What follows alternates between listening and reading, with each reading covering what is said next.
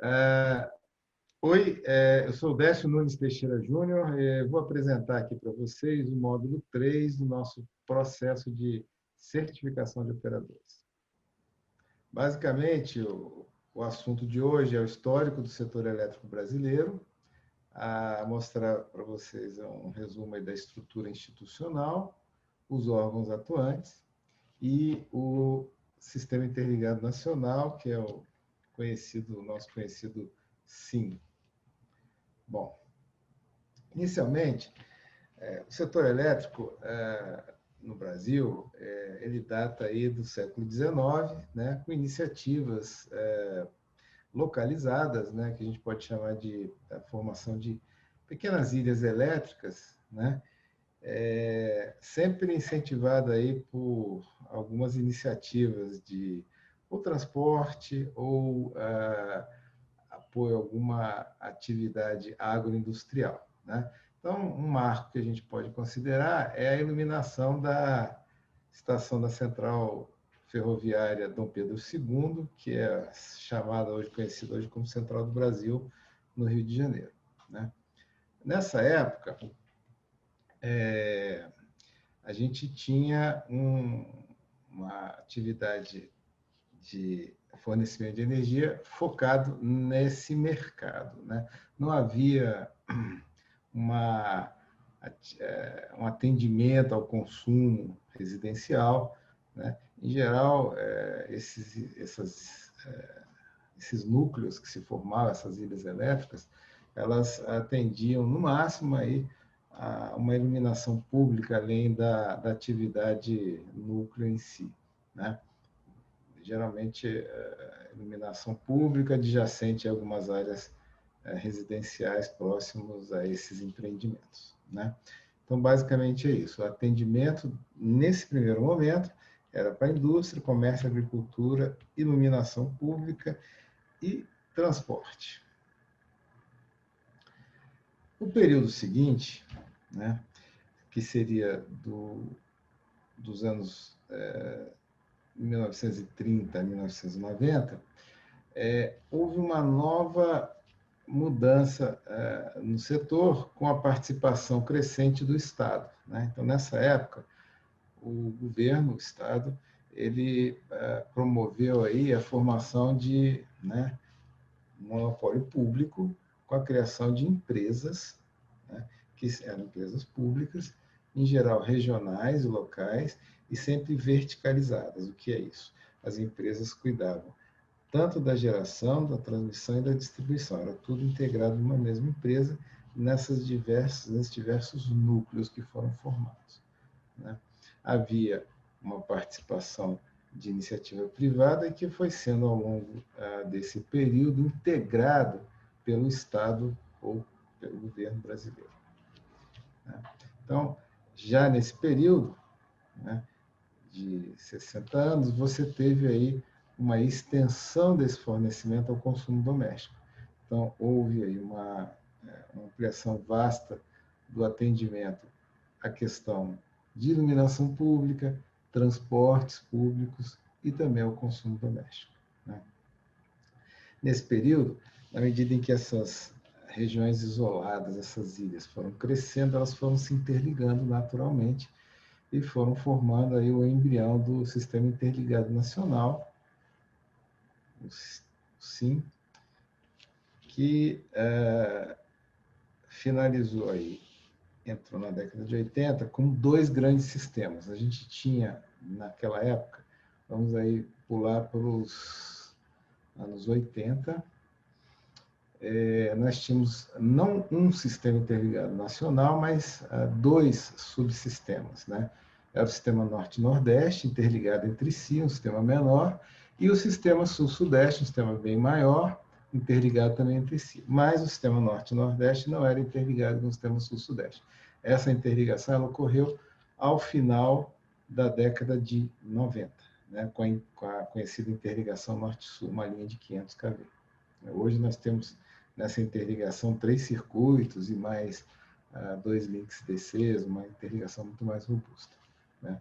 Bom, agora, o período seguinte, a década de 90, o governo já com uma capacidade reduzida de investimento na expansão do setor, que demandava assim, investimentos vultosos, e o governo já não tinha mais essa capacidade, né?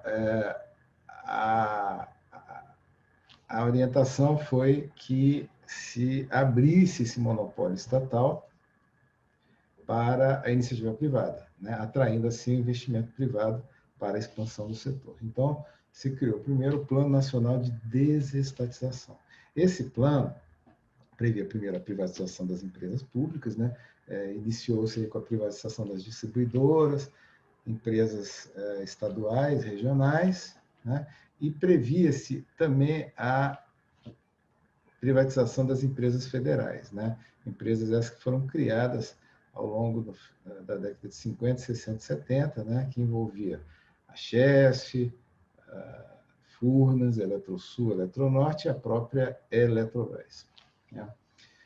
Além disso, se previa a criação de agências regulamentadoras, né? Na medida em que esse controle saía do Estado, né? E passava para a iniciativa privada, a próprio fornecimento de energia, por se caracterizar por um monopólio natural, né? Mesmo sendo privado, né?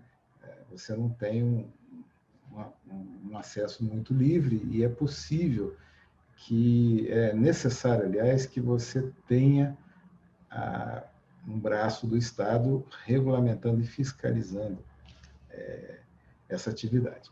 Então, se prevê a criação de agências regulamentadoras e foi criado um grande projeto que se chamou a reestruturação do setor elétrico brasileiro. Esse projeto começou a ser fomentado a partir do ano de 97, se chamou RECEB, né? Sigla aí de reestruturação do setor elétrico. Esse projeto redundou numa nova arquitetura dos agentes setoriais, né, que nós vamos ver aqui à frente. Então, o primeiro pressuposto desse processo é que essas empresas, ao serem, vamos dizer, privatizadas, elas seriam desverticalizadas, ou seja, separar as atividades de geração, transmissão e distribuição, quando fosse o caso, e inclusive comercialização, né? Então, os negócios de geração seriam exclusivos de um determinado tipo de empresa, transmissão de outro, distribuição de outro, comercialização de outro, né? Daí que se criou os termos concessão de geração, ou geradora, concessão de transmissão, transmissora, distribuição e assim por diante, né?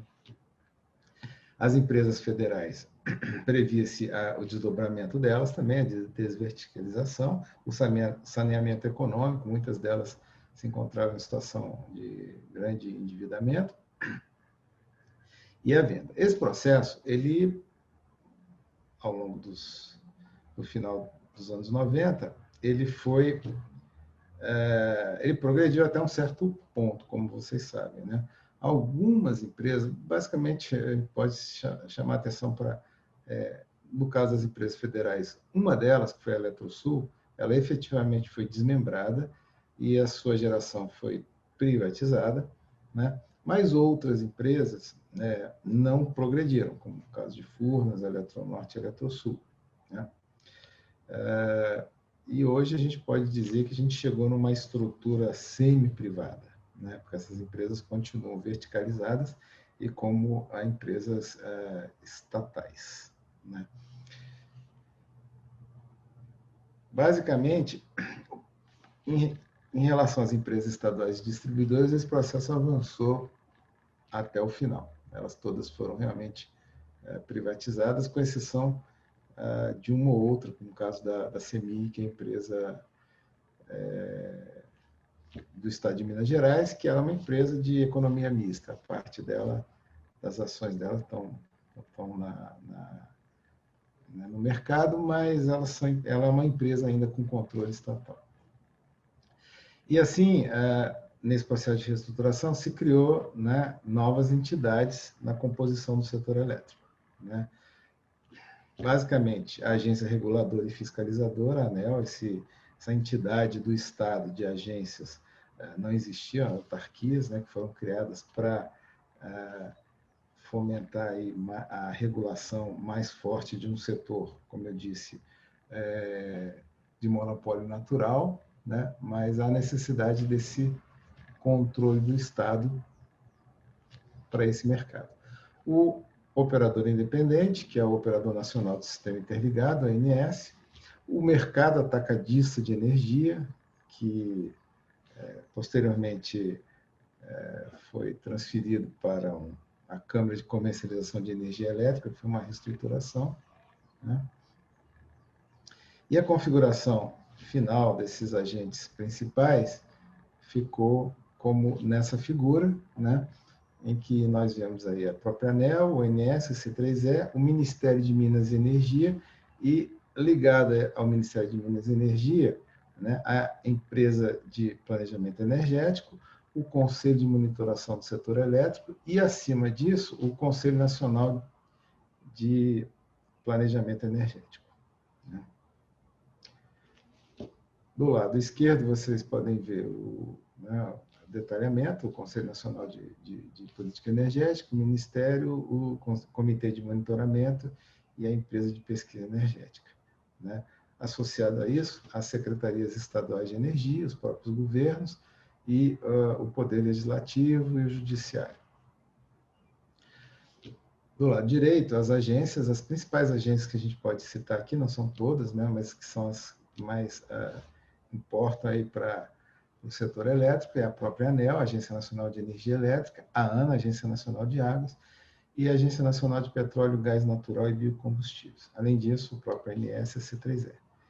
E no relacionamento, sobretudo com as empresas, os operadores de países vizinhos, né, que se relacionam diretamente com o próprio ANS, né, os organismos internacionais de pesquisa e desenvolvimento, né, público em geral, a imprensa, os institutos de pesquisa, como, né, o próprio CEPEL, as universidades e as associações do setor de energia elétrica. Bom, o CNPE, o Conselho Nacional de Política Energética, o Ministério de Minas e Energia, o Comitê de Monitoramento e a Empresa de Pesquisa e a ANEEL são órgãos, esses 5 primeiros são órgãos ligados ao governo e ao Estado. Né? Já a Câmara de Comercialização de Energia Elétrica e o ANS são empresas de direito privado, né? Elas são empresas autorizadas a realizar suas atividades, que a gente vai ver mais à frente, mas não são órgãos do governo. A empresa de pesquisa energética é uma empresa pública federal ligada diretamente ao Ministério de Minas e Energia, e a sua atividade é prover e realizar os estudos e pesquisas para subsidiar o planejamento do setor energético. Né? O principal produto da EP é o Plano Decenal de Expansão de Energia, né? Que é um plano de expansão da geração e transmissão de energia elétrica. O CNPE é o conselho de maior nível dentro dessa arquitetura. Ele é um conselho interministerial, né, presidido diretamente pelo ministro de Minas e Energia, e o seu papel é assessorar o governo executivo, o presidente da República, na formulação das políticas nacionais, diretrizes para o uso otimizado e racional dos recursos energéticos do Brasil, né? A revisão da matriz energética, quando necessário, né? E estabelecer as diretrizes para programas específicos, sobretudo de fomento e de desenvolvimento em determinadas áreas. O Ministério de Minas e Energia, ele já é o órgão executivo do próprio governo, né? E ele executa, na verdade, as ações de formulação, planejamento e implementação no âmbito da política energética nacional. O Comitê de Monitoramento do Setor Elétrico, o CMSE, ele já é um órgão mais de acompanhamento, né? Também gerido pelo Ministério de Minas e Energia, né? Há, inclusive, um departamento específico para isso, que é o Departamento de Monitoramento do Setor Elétrico, e esse comitê ele se encarrega de acompanhar e avaliar permanentemente a segurança e a continuidade de suprimento eletroenergético do território nacional. Então, com ações basicamente de acompanhamento da evolução das obras, né, e da evolução da operação do sistema brasileiro, né? Então, ele tem processos aí de acompanhamento para e passo do andamento, dos problemas, de como é que está o cumprimento de cronograma, sobretudo de obras de geração e transmissão. São duas áreas específicas e atua no sentido também de não só monitorar, mas também apoiar o processo aí de implantação desses novos empreendimentos. Além disso, ele cuida também da questão do acompanhamento da operação eletroenergética do setor interligado, né? do Sistema Interligado Nacional, né? Inclusive com participação aí em avaliações de questões como a política energética e até mesmo participando de processos aí de avaliação de análise de grandes eventos, de perturbações, blackouts, problemas que a gente enfrenta aí, eventualmente na operação do sistema interligado. A ANEEL, a Agência Nacional de Energia Elétrica, já é um órgão ligado ao Estado, né? Não é um órgão do governo executivo, e ele é uma autarquia em regime especial, né? Ela é vinculada, ela tem uma parceria muito grande com o Ministério de Minas e Energia, tem várias atividades que são feitas em conjunto, né? Ela foi criada ainda na década de 97, né, por uma lei, a Lei 9.427 de 96, e regulada pelo Decreto 2.335 de 97. Né? Suas atividades efetivamente iniciaram em 1997. Okay? As suas principais atribuições é a regulação da atividade de produção, geração, de transmissão, distribuição e comercialização de energia elétrica. Além disso, ela se encarrega da fiscalização das atividades, né? Ou diretamente ou através de convênios com os órgãos estaduais, com as agências estaduais de energia elétrica, né? E ela cuida dessa fiscalização de todas as concessões e permissões dos serviços de energia elétrica, né? Todos esses serviços são, como vocês sabem, concessão do Poder Executivo, do governo. Ela cuida ainda de implementar as políticas e diretrizes do governo federal, né, para exploração de energia elétrica e aproveitamento dos potenciais hidráulicos e de geração de uma forma geral, né? Ela também fixa as tarifas, as receitas anuais, né? E atua no sentido de mediar e dirimir divergências, tanto na área administrativa, envolvendo os agentes e os consumidores. Além disso, ela promove as atividades de outorga de concessão, permissão, autorização de empreendimentos e serviços por delegação do governo federal. Então, quer dizer, o poder concedente é o governo federal. A ANEEL, como órgão de Estado, ela executa esse processo de concessão, dos leilões e contratos de concessão. Então, ela apoia a atividade do governo, né, do próprio Ministério de Minas e Energia, através dessa função. Bom, a Câmara de Comercialização de Energia Elétrica, CCEE, ela agora não é um órgão de governo, é uma pessoa jurídica de direito privado, sem fins lucrativos. Né? Nesse ponto, ela é bem semelhante ao próprio ANS, como nós vamos ver na frente, né? E ela atua também, na mesma forma que os agentes, sobre regulação e fiscalização da ANEEL. Ela tem uma autorização para fazer uma prestação de serviço público, mas ela é uma empresa privada, sem fins lucrativos, e atua sob regulação e fiscalização da ANEEL.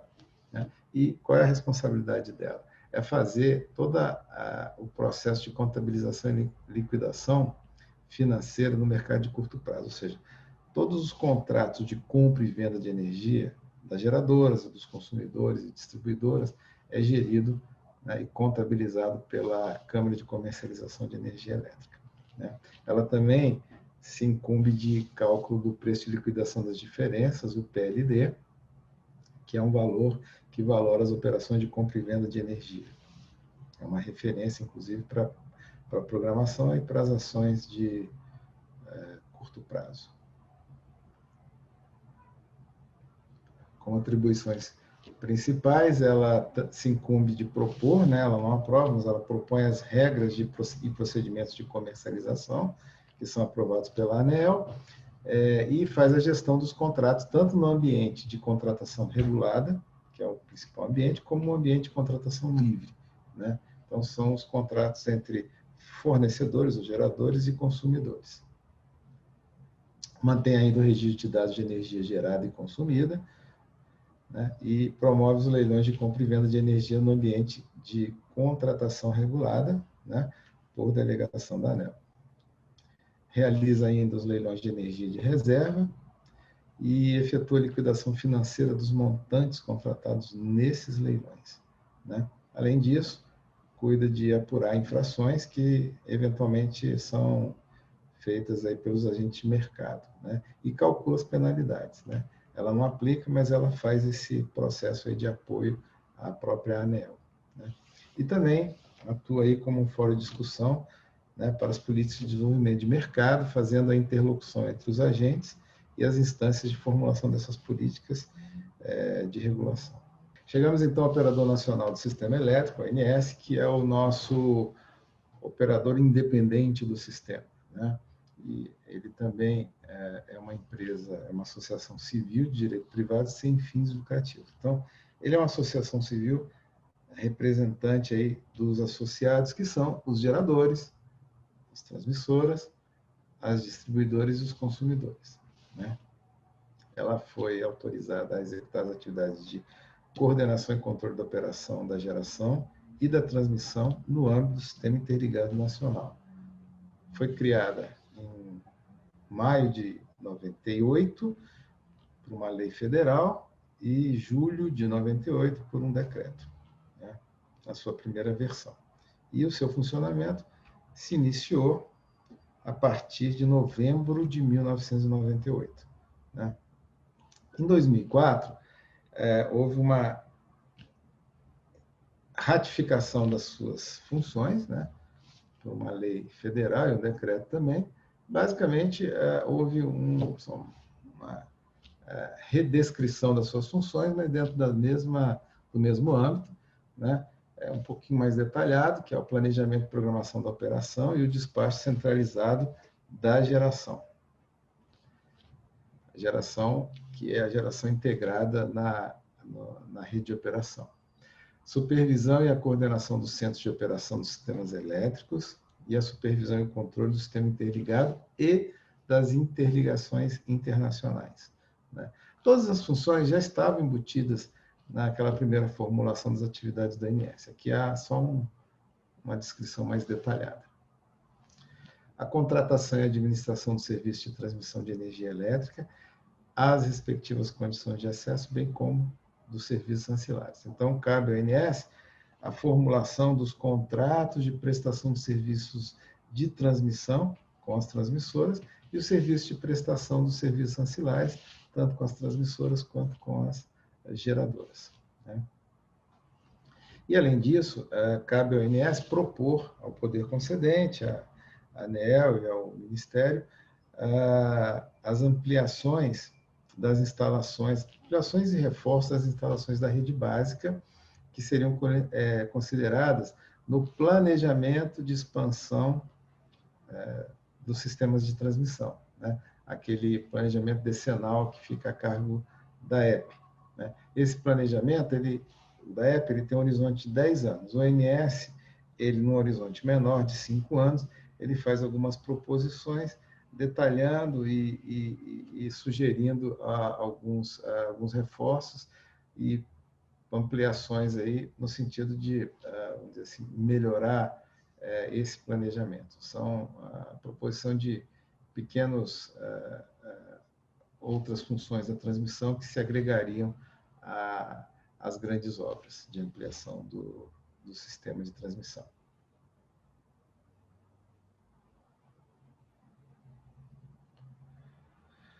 Continuando, as atribuições ainda do ONS, é uma atribuição muito importante, que é a proposição das regras para a operação das instalações de transmissão e de geração e de distribuição da rede básica do sistema interligado. Não só a rede básica, mas a rede de operação, aí vai um pouco além, né? Mediante um processo público, transparente, né? Essas regras elas são consolidadas num produto chamado procedimento de redes, que são aprovadas pela ANEEL, né? O procedimento de rede, então, ele é proposto pelo ONS, ele sofre um processo de consulta pública em que todos os agentes, não só os agentes setoriais, mas a sociedade como um todo, tem a possibilidade de sugerir e opinar aperfeiçoamentos e mudanças nessa proposta, e ela, por fim, ela é aprovada não pelo ONS, mas pela própria ANEEL, e tem força de regulamentação normativa, né?